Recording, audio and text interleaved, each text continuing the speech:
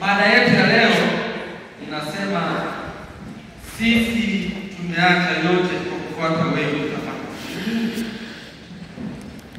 Mada yetu ya leo inasema sisi tumeacha yote kwa kufuata wewe utafanya nini?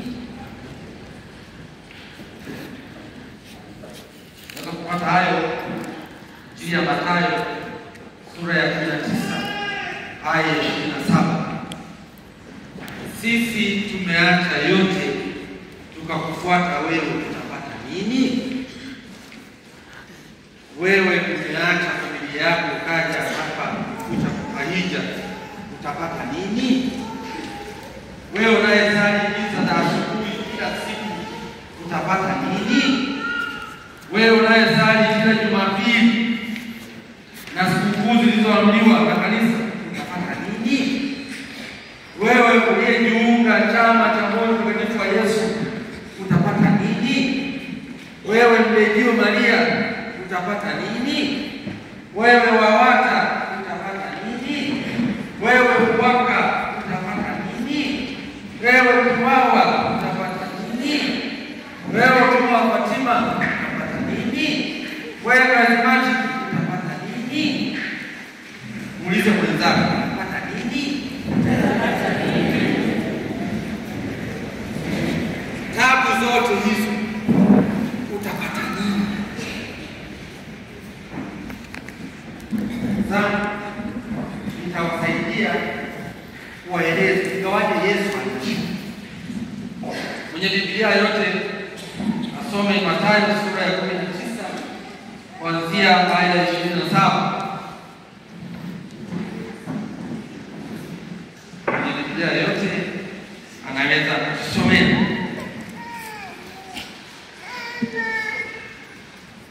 Mathayo 19 aya 27. Ndipo Petro akajibu akamwambia, tazama sisi tumeacha vyote tukakufuata, tutapata nini basi? Yesu akawaambia, amini nawaambia ya kwamba ninyi mkionifuata mimi katika ulimwengu mpya, atakapoketi Mwana wa Adamu katika kiti cha utukufu wake, ninyi nanyi mtaketi katika viti 12 mkiwahukumu kabila 12 za Israeli. Na kila mtu aliyeacha nyumba au ndugu wa kiume au wa kike au baba au mama au watoto au mashamba kwa ajili ya jina langu atapokea mara 100 na kuurithi uzima wa milele. Lakini wengi walio wa kwanza watakuwa wa mwisho, na walio wa mwisho watakuwa wa kwanza. Neno la Mungu. Yesu ametusaidia kujibu. Ndio acha yote. Takazo ni vitu 12 katika ufalme wake. Watu wana mashaka. Mtoto mmoja kumfundisha kulia kwanza aliambia, basi hivi kweli mbingu ipo? Nikamwambia yule mtoto, mbingu ipo, moto upo na Taurani. Akaniuliza swali la pili, sasa kwani wewe baada kufundisha wapi kufika huko? Nikamwambia mimi sijafika, lakini maandiko yanathibitisha. Mimi sijafika huko, lakini maandiko yanathibitisha kwamba mtu anapoondoka hapa duniani sio kwamba ndio anaishi yako maisha ya baadaye. Mtu anapoondoka hapa duniani sio kwamba ndio maisha yako maisha ya baadaye. Na kadiri ya mafundisho ya kanisa ya mama kanisa, mtu anapoondoka duniani anaenda moja kati ya sehemu au mbinguni au Taurani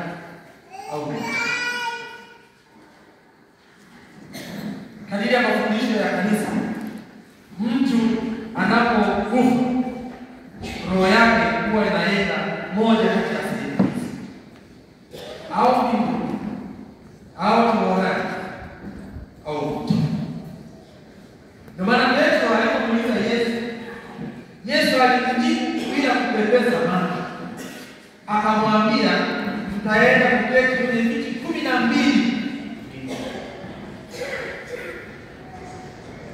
Alimwahakikishia ukiacha yote na kumfuata yeye utaenda kukaa kwenye viti 12 huko. Lakini hili msishangae. Siku moja Yesu aliwatuma mitume wake waende kuhubiri na kufundisha sehemu mbalimbali, vijijini na vijijini. Halafu jioni waliporudi wakaleta mrejesho. Wakamwambia Yesu, tumefurahi sana, hata pepo walikuwa wanatutii. Tunaweza kusoma hiyo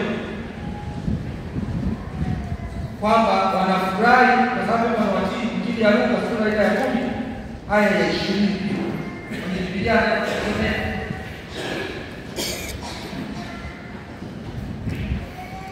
Injili ya Luka sura ya 10 aya ya 20. Luka 10:20.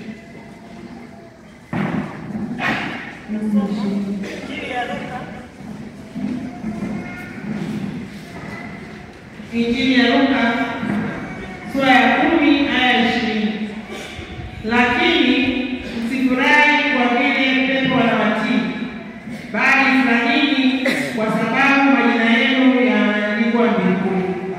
Naona msifurahi kwa sababu pepo wanawatii, lakini furahini kwa sababu majina yenu yameandikwa wapi? Mbinguni. Maana iko sehemu panaitwa mbinguni ambapo majina ya watu walioishi vizuri duniani wanaenda. Maandiko yanathibitisha. Lakini hata kama maisha ya kawaida tu ni wakumbusha jambo moja. Ni akina mama mtu akifariki, mnapolia mnapoomboleza, huwa mnamwambia waliokufa kamsalimie na shangazi. Maana huwa mnaamini kwamba waliokufa huwa wanaishi. Ndio maana mnasema kamsalimie na bibi huko, kamsalimie na mjomba. Maana na hiyo mnaamini waliokufa sio kwamba wameishi, isipokuwa wana maisha yao. Kwa katika sema katika Mungu, ukiacha yote ukamfuata Yesu, una uhakika wa kwenda hiyo sehemu ya kwanza anaitwa mbinguni. Soma Injili ya Luka sura ya 16 aya 19 na kuendelea. Anasema kwamba anataja hizo sehemu zote tatu. Anataja sehemu zote hizo tatu. Luka 16, 19 na kuendelea. Injili ya Luka sura ya 16 aya 19 na kuendelea. Biblia inatuambia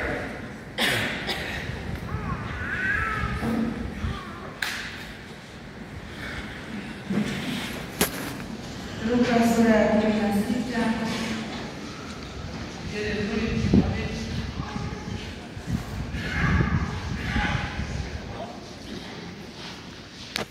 kutoka duniani anaenda moja kati ya sehemu hizo. Injili ya Luka sura ya 16 aya 19 na kuendelea.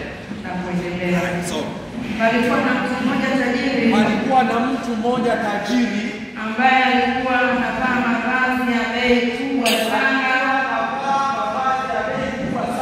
ya rangi ya zambarau na ya kijani safi, na kufanya sherehe kila siku.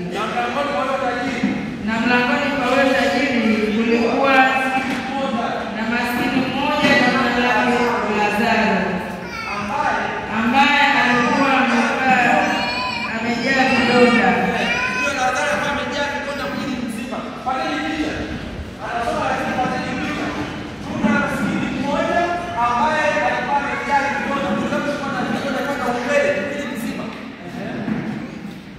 Lazaro alitamani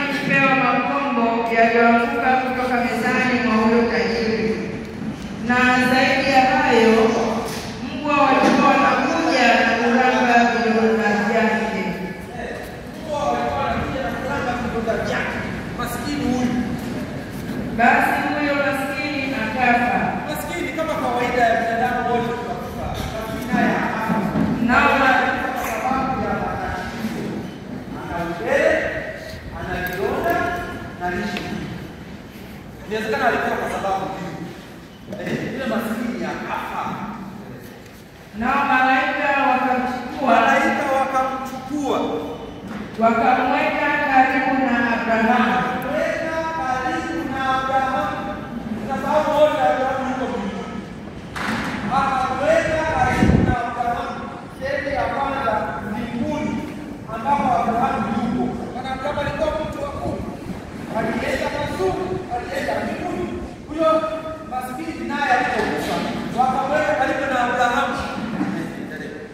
Na yule tajiri pia akazikwa. Huyo tajiri hakuwa na mateso makali huko kuzimu.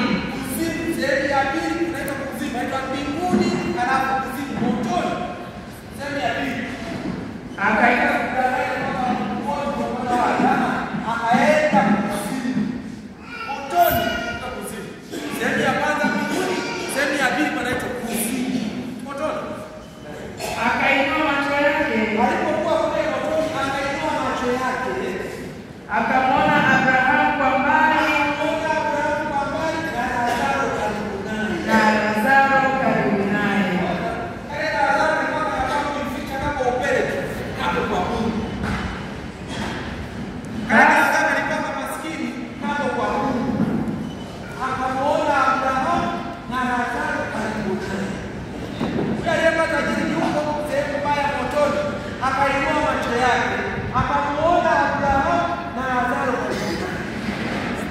Basi akaita kwa sauti, Babu Abrahamu,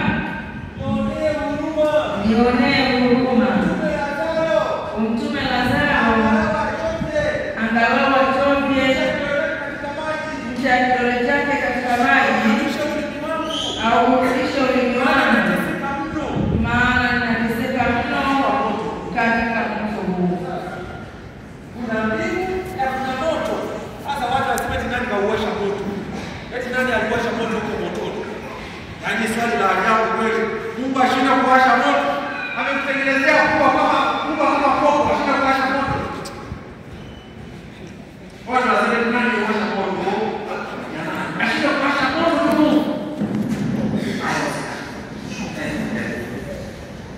Lakini Abrahamu kumbuka mwanangu, kwamba ulipokea mema yako katika maisha, naye Lazaro akapokea mabaya. Sasa lakini yeye anatulizwa, nawe unateswa. Kumbuka mwanangu, yeye alipokea mateso katika maisha. Wewe unapokea raha.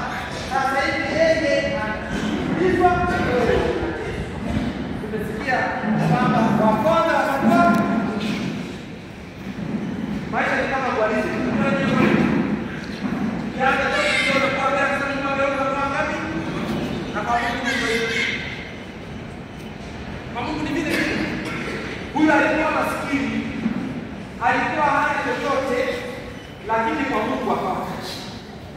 Bila alipata vitu hapa duniani, kwa Mungu akawa maskini. Sasa angalia, unaweza kuwa na mali hapa duniani, kwa Mungu akawa maskini. Unaweza kuwa tajiri hapa duniani, kwa Mungu maskini kinukia. Licha ya hayo, kati yetu na ninyi, kati ya mbinguni na motoni kuna shimo kubwa. Kumewekwa shimo kubwa. Wa motoni na mbinguni wanaonana lakini hawawezi kukanyaga. Kuna shimo kubwa. Ili wanaotaka kuja kwenu kutoka huku wasiweze. Na wanaotoka motoni kwenda mbinguni wasiweze. Na wa mbinguni kwenda motoni wasiweze. Ndio maana nasema mbinguni ni kwa milele na motoni ni kwa milele. Na wanaotaka kutoka kwenu kuja kwetu wasiweze. Huyo aliyekuwa tajiri